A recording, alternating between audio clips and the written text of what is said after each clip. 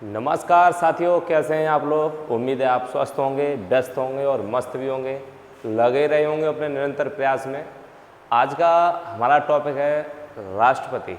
इससे पहले 1 से 4 तक हमने राज्य और संघ बनाया, फिर 5 से 11 हमने नागरिक बसाए, उसके बाद में 12 से 35 तक हमने उन नागरिकों को मूल अधिकार दिलाए। 35 से 36 से लेकर 51 तक हमने राज्यों से उन्हें सब्सिडी या सुविधाएं दिलवाएं। उसके बाद 51A में हमने मौलिक कर्तव्य पढ़े, क्योंकि हमारे भी जो दायित्व बनते हैं। उसके बाद 52 से हमारे आज शुरू हो रहे हैं हमारे राष्ट्रपति। राष्ट्रपति की शक्तियाँ, राष्ट्रपति के कार्य, राष्ट्रपति क्या कर सकते हैं, क्या वाकई राष्ट्रपति रबड़ की मोहर हैं, तो इन पर हम इस विषय पर हम चर्चा करने वाले हैं आज।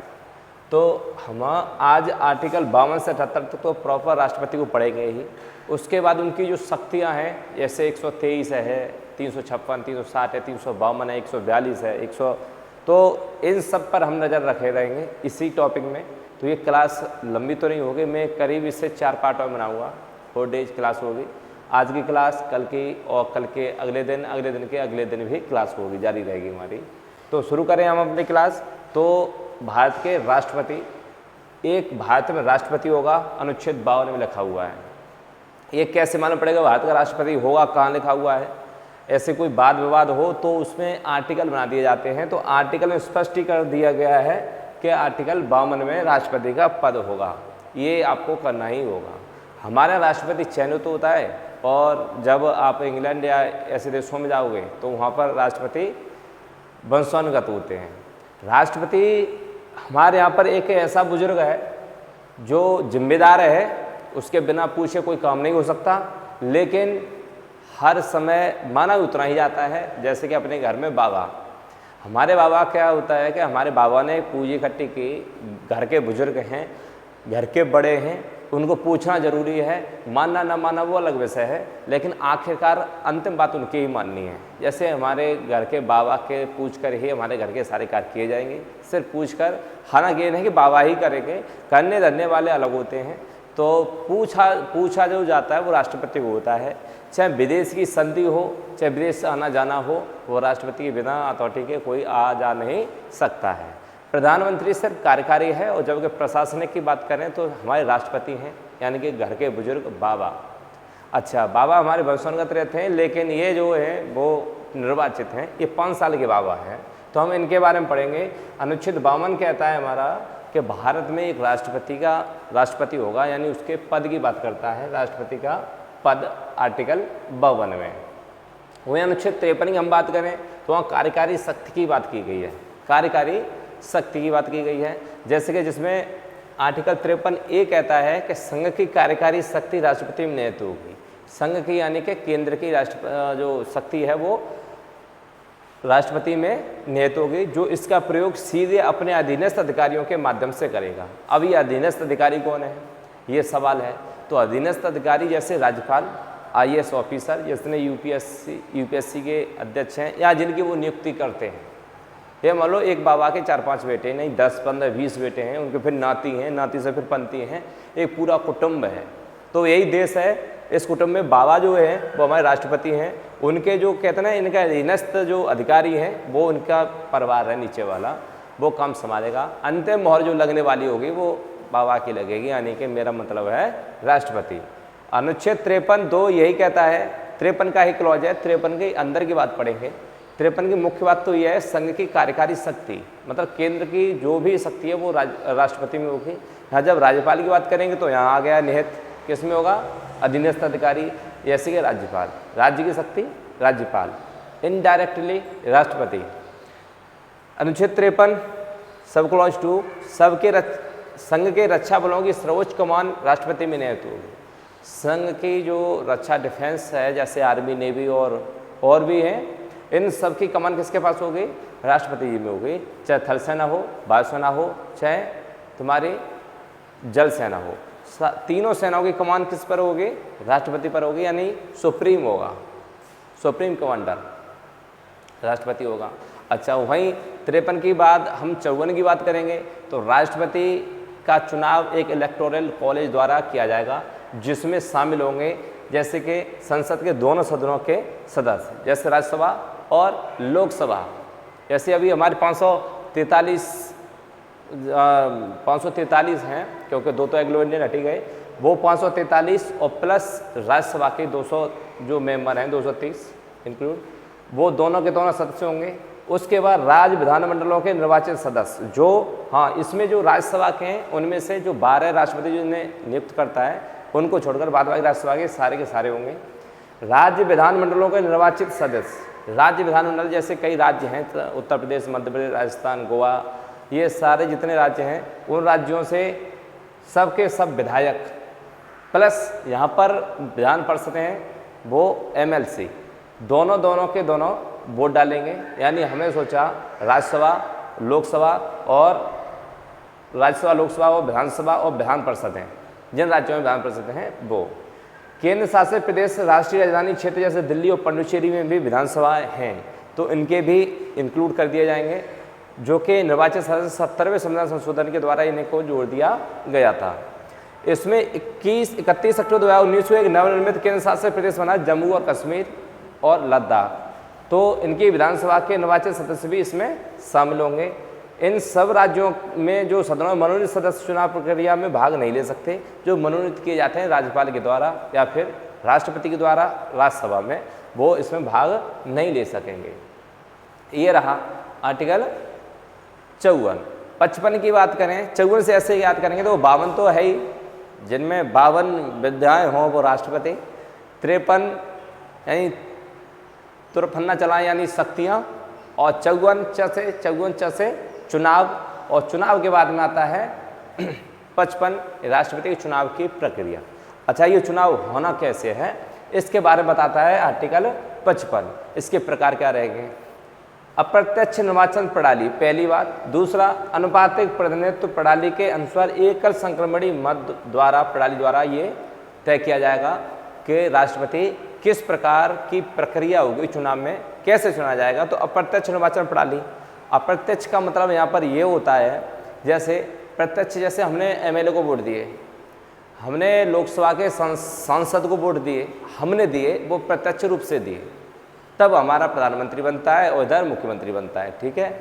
अब जिसको हमने चुना उसने राष्ट्रपति को चुन दिया, तो क्या हो गया? अप्रत्यक्ष हो गया। हालांकि जनता का पूरा सहयोग है, लेकिन सहयोग उनके ही साथ है जिनके साथ में हाथ जनता का, यानी जो जीता हुआ है वो जाके वहाँ पर वोट डाल देगा। उसका वोट का मूल्य भी होता है कि इतनी जनता से आप प्रतिनिधित्व करते हैं, आपके वोट की वैल्यू इतनी है वहाँ की जनसंख्या के हिसाब से। तो अप्रत्यक्ष निर्वाचन प्रणाली का मतलब है हमारे जो MLA हैं, MLC हैं, सांसद हैं, वो सब वोट डालेंगे, हम नहीं डालेंगे सीधे। अनुपातिक प्रणाली, प्रतिनिधित्व प्रणाली का मतलब है अनुपात में वोट पड़ेंगे। ऐसे अभी हम वोट डालने जाते हैं सीधे, तो जैसे हमको पार्टियां मिलती हैं XYZ, 6 तो राष्ट्रीय पार्टियां हैं, तो हम सोचते हैं इधर कमल है, इधर साइकिल है, इधर कमल है, इधर कहते हैं हर पार्टी बैठी हुई है, तो हम इस सिर्फ एक को वोट डाल के चले आते हैं। इसमें क्या होता है कि आप सबको वोट देंगे, लेकिन उसमें प्रेफरेंस रखेंगे कि फर्स्ट में इसे रखता हूँ, सेकंड पे से रखता हूँ, थर्ड पे से रखता हूँ।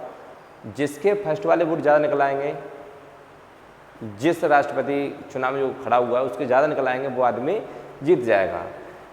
अनुसार ये एकल संक्रमणी मत है, प्रणाली द्वारा किया जाता है। अच्छा, मैं इसे समझा देता हूँ अच्छे से। जैसे आपके ये 2 बॉक्स हैं, इधर अनुच्छेद 55 में दिया गया प्रक्रिया। ये 3 चुनाव में खड़े हैं लोग, अभी राष्ट्रपति नहीं है।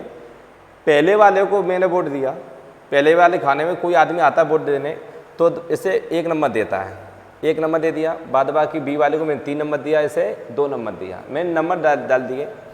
फिर उसके बाद में दूसरा जो कोई वोटर आता है वो 1 नंबर फिर A वाले को देता है, दूसरा B वाले को देता है, C वाले को तीसरा देता है।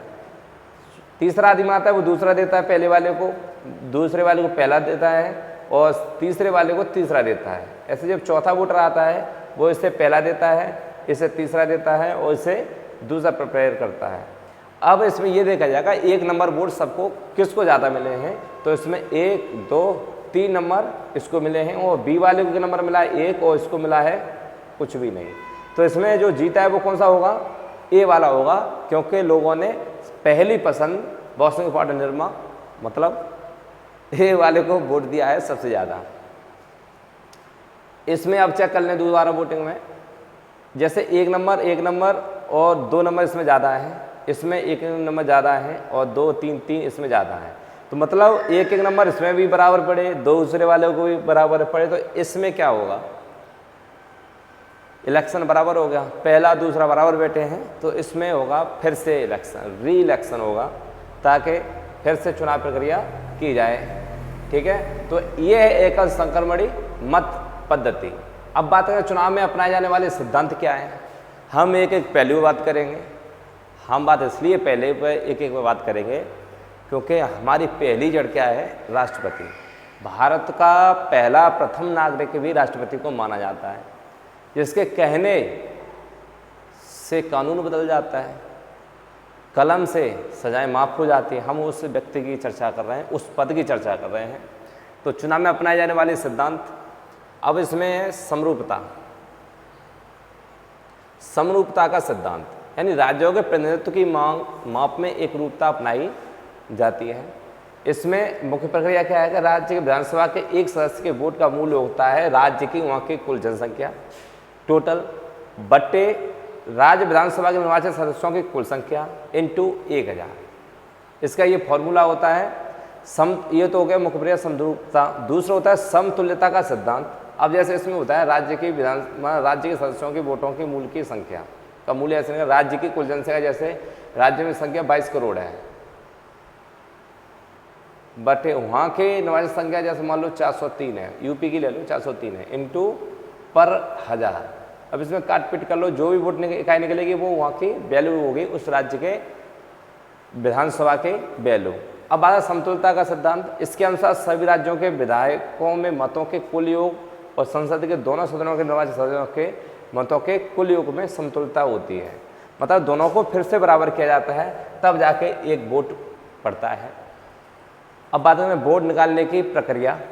एक संसद सदस्य का वोट सभी राज्य विधानसभाओं के निर्वाचित सदस्यों के वोट मूल्यों का योग। हमने पहले क्या निकाला, पर राज्य की वोट की वैल्यू निकाली, और जब वैल्यू निकाल लिए तो सभी राज्य विधानसभाओं के निर्वाचित सदस्यों के वोटों का मूल्यों का योग बट्टे संसद के दोनों सदनों के निर्वाचित सदस्यों का योग। फिलहाल एक संसद में वोट का मूल्य अभी कितना चल रहा है, तो 708 चल रहा है। ये इंपॉर्टेंट पॉइंट है, जो अभी इलेक्शन हुआ है द्रौपदी मुर्मू जी का, वो उसमें 708 चल रहा है, तो ये भी इम्पोर्टेंट है, याद रखना, नोट कर लेना, ज़रूरत पड़े तो। वैसे भी कॉपी वॉपी लेके बैठा करो, लिखना सब नहीं होता है, लिखना उतना ही होता है जितना, जैसे आपको लगता है कि इतना थोड़ा टिक मार दें, मतलब हेडिंग सी डाली जाती है। ठीक है, हम बात करें अनुपातिक प्रतिनिधित्व।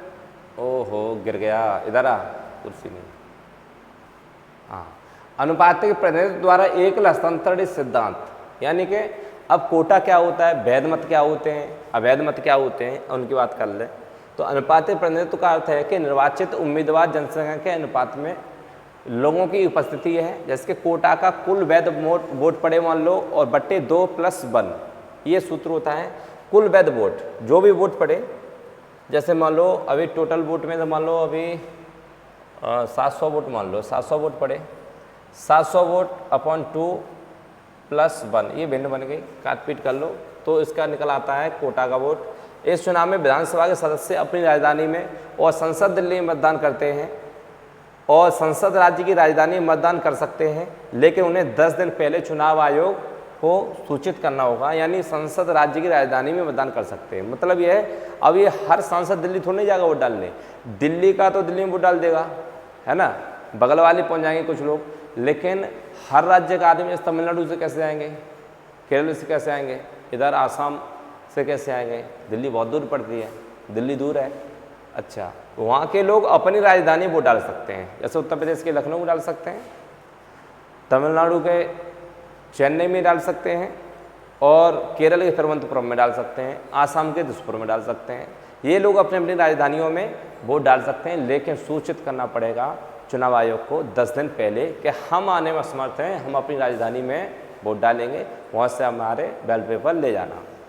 राष्ट्रपति चुनाव में 1971 की जनसंख्या के आधार पर माना गया तथा 84वां संविधान होता है 2001 में। इसमें अनुच्छेद 55 में कुछ संशोधन करके 2026 तक चुनावों को 1971 की जनसंख्या को आधार माना जाएगा।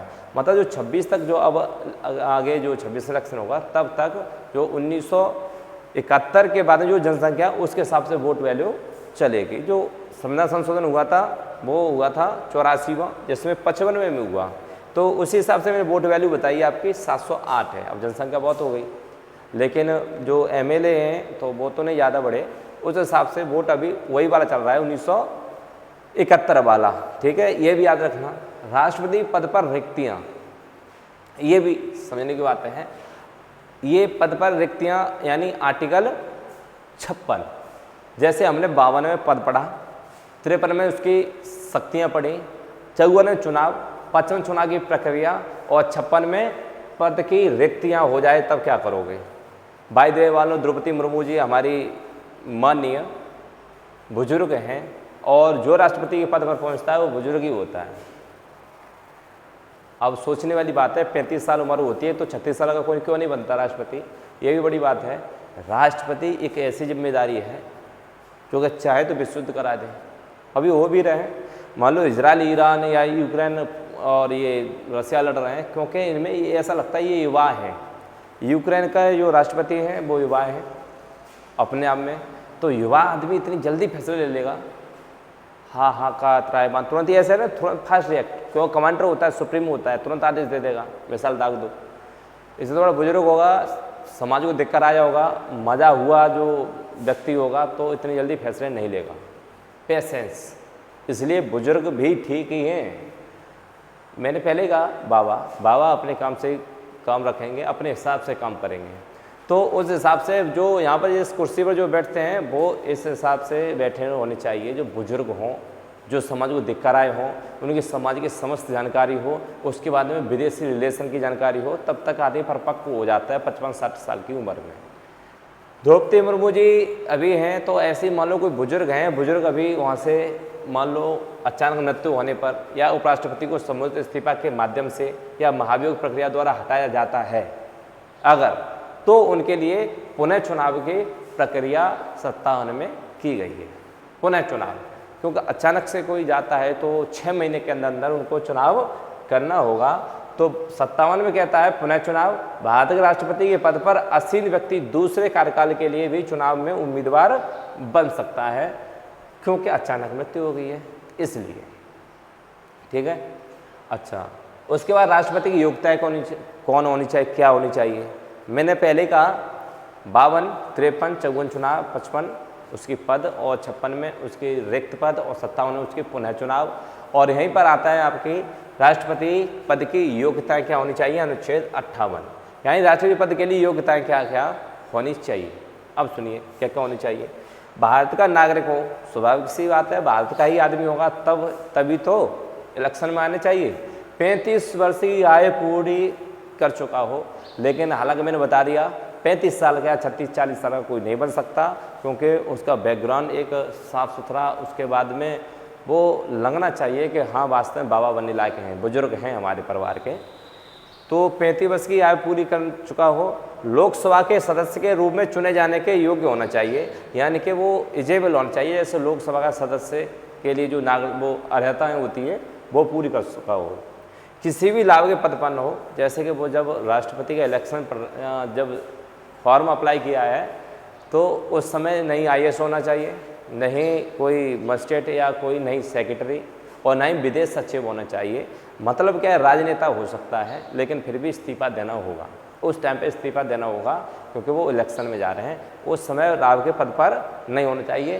पहले अगर कोई वो IAS अधिकारी रहे हैं, चाहे सिविल जज रहे हैं, चाहे तुम सुप्रीम कोर्ट के जज रहे हैं, चाहे रक्षा मंत्री रहे हैं, चाहे प्रधानमंत्री रहे हैं, वो अलग मैटर है, वो एक राजनीतिक सेवा में आ जाता है। अब बात करेंगे उस समय नहीं होना चाहिए जिस समय वो इलेक्शन पर खड़े हैं, उस समय इस्तीफा देना होगा। ठीक है, तो ये होगा राष्ट्रपति की योग्यताएं। उसके बाद आता है राष्ट्रपति के चुनाव के लिए नामांकन के लिए कम से कम 50 तो प्रस्तावक हों साथ वाले, जैसे हम प्रधान का बनने जाते हैं ना चुनाव, वो पर्चा फाइल करने बस वैसे ही है। तो 50 तो प्रस्तावक हों जो उनके तैयार हों, हमें इनको इलेक्शन लड़ा रहे हैं, और 50 अनुमोदक होने चाहिए। जमानत राशि 15,000 रुपये है, पहले 10 प्रस्तावक 10 अनुमोदक थे, और जमानत राशि भी 2500 रुपये थी, लेकिन एज ए चेंज अब कितने कर दिए, 15,000 रुपये इनकी जमानत राशि है। जमानत राशि का मतलब ये होता है आप 6% मत हासिल नहीं कर पा रहे हैं तो आपकी जमानत राशि यानी 15,000 रुपये आपके जमा कर लिए जाएंगे।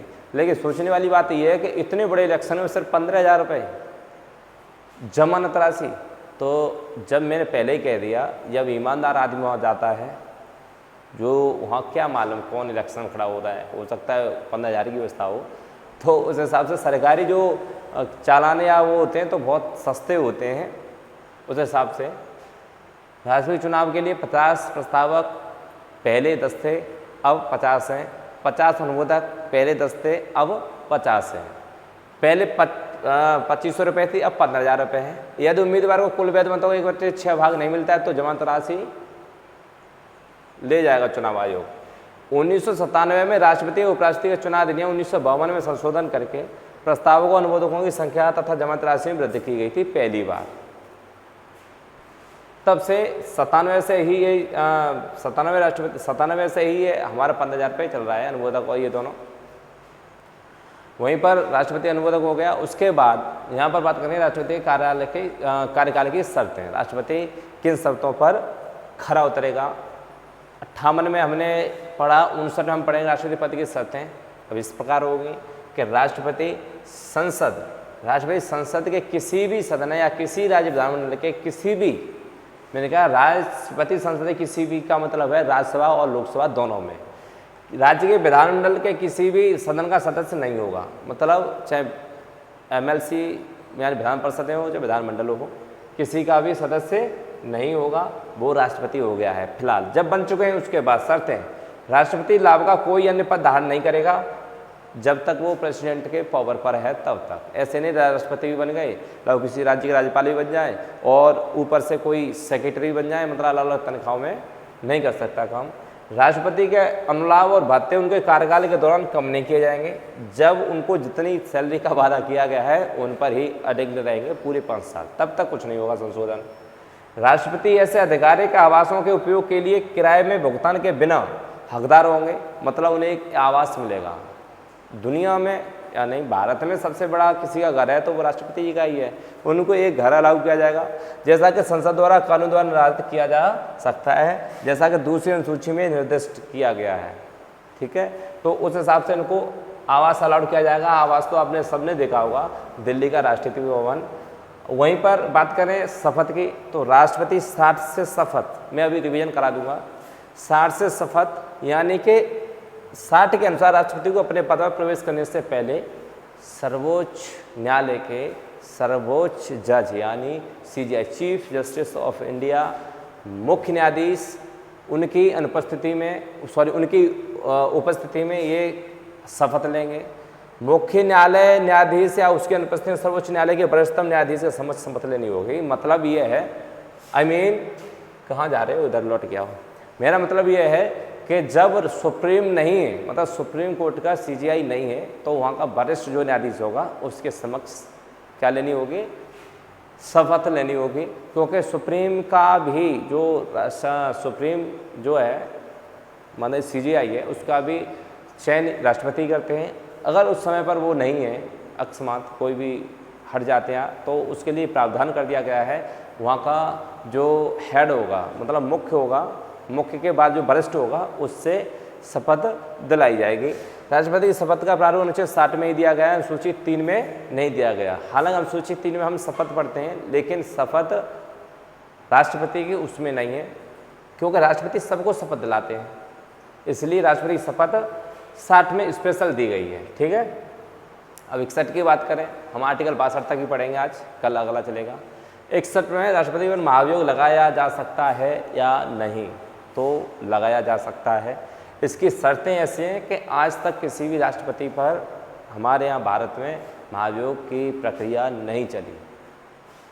मैंने पहले कह दिया कि राष्ट्रपति की उम्र उतनी हो जाती है कि फिर वो इतना मजा हुआ आदमी होता है, या तो फिर राष्ट्रपति जी पर नहीं लगा सकते आप, वो ऐसा कदम उठाएंगे ही नहीं, क्योंकि उनके साथ में भाई सुप्रीम कोर्ट की राय मशवरा ले सकते हैं, मंत्रिपरिषद से राय मशवरा ले सकते हैं, वैसा कदम कभी उठाएंगे ही नहीं जो ऐसा कुछ हो जाए।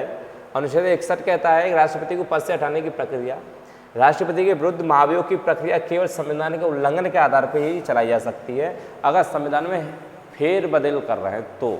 ऐसे नहीं कि आए और वैसे ही अपने आप ही किसी का कानून पास नहीं किया तो तुरंत महाभियोग लगा दे कोई सरकार, ऐसे नहीं हो सकता। संविधान में कुछ अपने हिसाब से कुछ छेड़छाड़ कर रहे हैं तो हो सकता है, क्योंकि संविधान में अंतिम मोहर राष्ट्रपति जी की होती है, तो उनमें महाभियोग है। महाभियोग का प्रस्ताव संसद के किसी भी सदन में प्रस्तुत किया जा सकता है, चाहे राज्यसभा हो चाहे लोकसभा। प्रस्ताव पास करने के लिए 1/4 क्या होनी चाहिए, पहले मंजूरी, मतलब लोग जैसे 100 है 100 में से 25 लोग, यानी 25% लोग आवाज़ उठाएं एक साथ। 25% के बाद 75% ही एक तरफ हो जाएं, मतलब 25% आवाज़ उठा दी, 14 दिन पहले सूचना दे दी राष्ट्रपति को कि हम तुम्हें महाभियोग लगाएंगे। 14 दिन के अंदर वो अपने AG 76 अटॉर्नी ऑफ जनरल से भेजेंगे, उनका वकील होता है, वो 14 दिन के अंदर कुछ ना कुछ रफा दफा करेगा। 141 के तहत वो सुप्रीम कोर्ट से ही पूछ लेंगे ये महाभियोग लगा रहे हैं, कुछ बात कुछ रास्ता निकले। 14 दिन तक वो अपनी सफाई तैयार कर लेंगे राष्ट्रपति। 14 दिन बाद भी अगर वो सफाई नहीं दे पाते तो फिर 75% लोग उनके खिलाफ जाएंगे, तब जाकर राष्ट्रपति इस्तीफा देंगे, हटेंगे नहीं, इस्तीफा देंगे। 14 दिन पहले राष्ट्रपति को बताना होगा, और बताने के बाद में 1/4 यानी 25% लोग उनको हटाने की व्यवस्था में लगेंगे, तब जाके कहीं ये 2/3 यानी 75% लोग, 2/3 यानी 75% लोग उनको हटाने के खिलाफ होंगे। किसी भी सदन में, यानी राज्यसभा में से लोकसभा में, किसी से भी धुआं उठ सकता है। जब दूसरा सदन राष्ट्रपति पर लगे आरोपों की जांच कर रहा हो तो राष्ट्रपति स्वयं अपने प्रतिनिधि के माध्यम से आरोपों की जांच में अपना पक्ष प्रस्तुत कर सकता है। AG जा सकता है उनका, राष्ट्रपति खुद जा सकते हैं उसमें। हालांकि ऐसी समस्या ना आए, भगवान करे, और कभी भी आई भी नहीं है, ठीक है। तो दूसरा सदन कम से कम 2/3 बहुमत से प्रस्ताव पारित करता है और महाभियोग की कार्रवाई पूरी हो जाती है। इस प्रकार राष्ट्रपति को अपने पद से इस्तीफा देने के लिए मजबूर होना पड़ता है, हालांकि हटा नहीं सकते। राष्ट्रपति विरुद्ध महाभियोग संसद द्वारा एक अर्धन्यायिक प्रक्रिया है। इस प्रक्रिया में राज्यसभा और लोकसभा के मनोनीत सदस्य भी भाग लेते हैं। यह प्रक्रिया अमेरिका के संविधान से ली गई है। तो राष्ट्रपति के पद को भी अमेरिका से, और हटाने का भी पद राष्ट्रपति का अमेरिका से लिया गया है। हालांकि अमेरिका में आए दिन राष्ट्रपति हटते रहते हैं, महाभियोग आते रहते हैं, हालांकि हटता हुआ भी नहीं है, लेकिन महाभियोग वहाँ पर ज़्यादा आते हैं। हमारे यहाँ महाभियोग ही नहीं आया, इतना अच्छा व्यवस्था है हमारे भारत में, सहनशीलता। 62 में ही कहता है इस अनुच्छेद में राष्ट्रपति के रिक्त पद को भरने का प्रावधान किया गया है। अगर महाभियोग हो गया है, वो इस्तीफा दे दिया, तो उसका प्रावधान भरो उसकी जगह को, उसका प्रावधान किया गया है 62 में। 62 कहता है राष्ट्रपति के कार्यकाल की समाप्ति के कारण हुई रिक्ति को भरने के लिए चुनाव कार्यकाल की समाप्ति से पहले पूरा किया जाएगा, ठीक है। 62 का 2 ही कहता है सब क्लॉज 2, यदि राष्ट्रपति का पद किसी कारण आकस्मिक मृत्यु या त्याग पत्र से रिक्त हो जाता है तो उसका चुनाव 6 माह के भीतर होना चाहिए। ये तारीख कोई पूछता है 6 महीने के अंदर कहाँ पर राष्ट्रपति का चुनाव है, तो वो आर्टिकल 62 में है। रिक्त पद 56 में नहीं है, वहाँ रिक्त पद की चर्चा की गई है, लेकिन 6 महीने के जो प्रावधान बनने का वो 62 के सब क्लॉज 2 में दिया गया है। उपराष्ट्रपति दोनों की अनुपस्थिति में भारत का मुख्य न्यायाधीश राष्ट्रपति के कार्यालय के कार्यों का निर्वहन करेगा। जैसे मान लो राष्ट्रपति नहीं है, उपराष्ट्रपति उनको टेक ओवर करेंगे। उपराष्ट्रपति भी नहीं है तो सुप्रीम कोर्ट का CJI उसको टेक ओवर करेगा। अगर वो भी नहीं है तो वरिष्ठ न्यायाधीश करेगा। अब वरिष्ठ न्यायाधीश ने, इसका मतलब बम थोड़े गिर गए पूरे भारत पे कि सब के सब खत्म हो गए। मतलब ये है राष्ट्रपति तो अपना मान लो त्यागपत्र दे चुके या समाप्त मृत्यु हो गई, उपराष्ट्रपति टेक ओवर करेंगे। उपराष्ट्रपति को क्या लगता है कि मैं भी चुनाव लड़ूंगा राष्ट्रपति का, मैं क्यों इस पर रहूँ, वो भी इस्तीफा दे देते हैं। तो फिर कौन आ जाएंगे, जैसे हिदायतुल्लाह आए थे पहले। हम जब राष्ट्रपति पूरा पढ़ाएंगे उसमें हिदायतुल्लाह की जिक्र होगा। पहले मान लो ऐसा था अकस्मात मृत्यु की तरह राष्ट्रपति चले गए और बीबी गिरी बैठ गए, उसके बाद उनको लगा कि मुझे राष्ट्रपति इलेक्शन लड़ना ही है, तो वो इस्तीफा दे देते हैं, हिदायतुल्लाह आ जाते हैं। तो इस हिसाब से क्या है, अब वो भी नहीं होते हिदायतुल्लाह तो भी क्या होता, तो फिर उसके बाद वरिष्ठ न्यायाधीश आता, ठीक है। हिदायतुल्लाह भारत के एकमात्र मुख्य न्यायाधीश हैं जिन्होंने 20 जुलाई 1969 से 24 अगस्त 1969 तक कार्यवाहक राष्ट्रपति के रूप में कार्य किया। कहानी यही थी कि उपराष्ट्रपति ने ही क्या दे दिया था, इस्तीफा दे दिया था। अब उन्होंने इस्तीफा दे दिया तो उसको कोई ना कोई तो पद को संभालेगा। अब बात करें power of the president of India, emergency लगा सकते हैं, बिल काट सकते हैं, वॉकआउट वीटो, चुनाव प्रक्रिया में दखल दे सकते हैं। ये सब की बात हम करेंगे अगली वीडियो में अगले दिन। तो आज की जो क्लास है वो हम यहीं तक छोड़ देते हैं। पावर कल बात करेंगे इनके बारे में। महामहिम, तो आज की क्लास जो भी रही साफ सुथरी रही हो तो आप उसमें लाइक, शेयर, सब्सक्राइब जो भी आपको अच्छा लगता है वो करें। अगली क्लास सही समय इसी समय मिलेगी आपको। नमस्कार, थैंक्स फॉर वॉचिंग, धन्यवाद बने रहने के लिए।